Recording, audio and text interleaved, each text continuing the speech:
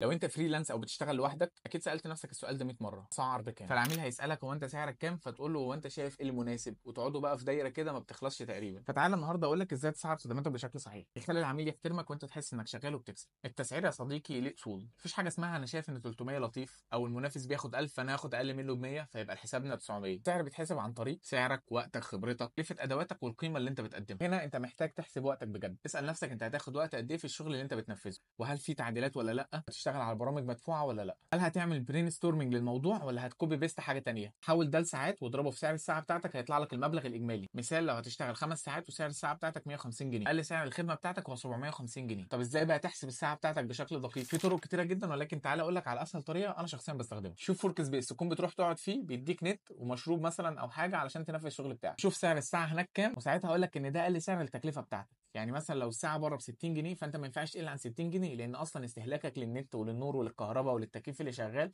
مش هيقل عن 60 جنيه. فاذا يبقى احنا الستارت بتاعنا 60 جنيه. فوق 60 جنيه بتبدا تحسب هل البرنامج بتاعي ده مدفوع ولا لا. طب لو مدفوع، هو مثلا انا بشترك اشتراك سنوي، الاشتراك السنوي ده بيعمل معايا قد ايه في كل ساعه. خلصت الحتتين دول تبدا تضيف القيمه بتاعتك. لازم تبقى عارف ان كل عميل ليه مستوى بتاعه، وهنا ما بتكلمش على المستوى المادي ولكن مستوى على البوزيشن بتاعه. يعني الشركه الكبيره غير الشركه اللي لسه بتستارت اب. سعر المشروع بيكون اعلى لما تكون القيمه والجهد المبذول اكبر بكتير. زي مثلا دكتور مركز شيشتا ما بيقبضش زي الدكتور بتاع كريستيانو رونالدو. هنا لازم تسال نفسك هي ايه القيمه اللي انا بقدمها بالظبط. يعني من الاخر مش كل خدمه زي التانيه. لو بتكتب بوست، هل البوست بتاعك بيبيع؟ لو بتعمل ديزاين، هل الديزاين بتاعك ده بيعيش لسنين؟ ولو بتعمل فيديوهات، هل الفيديو بتاعك بيجيب نتيجه ولا لا؟ فهنا القيمه بتاعتنا هي اللي بتحدد السعر، مش عدد الكلمات اللي بيتقال. بعد كل ده ابدا ابني في تسعير ثابت ليه. وعندك في دي طريقتين، عندك خدمه بتساوي مبلغ محدد زي مثلا انك تقول البروجكت الفلاني سعره كذا. في طريقتين تقدر تحاسب بيهم العميل بشكل مرتاح. باي بروجكت ده عباره عن ان خدمه معينه بتساوي سعر معين. الحاجه الثانيه بالباكج، فتقدر تعمل 3 باكج مختلفين، تقول والله ان الباكج ده بيبقى مجهود فلاني والباكج الثاني والباكج الثالث، والعميل يختار الحاجه المناسبه ليه. واهم حاجه لازم تسيب مساحه للتفاوض بس من غير ما تتنازل عن الحد الادنى. قول مثلا الخدمه ب 1000 جنيه ولكن لو في اكتر من خدمه ممكن اعمل خصم على الباكج كامله. وخليك واثق ان سعرك بيعكس احترامك لشغلك. واوعى تسعر من غير عقد او رساله اتفاق. حط في العقد كل حاجه ممكن تتخيلها، السعر، طريقه الدفع، عدد التعديلات، وميعاد التسليم. ده بيريحك وبيمنع وجع الدماغ بعدين. تعالى بقى نكتب كل الكلام ده في ورقه عندنا. هعرف مين العميل بتاعي كويس، هحدد القيمه الفعليه لكل حاجه انا هعملها، هعمل باكج لشغلي عشان اعرف جودته كام،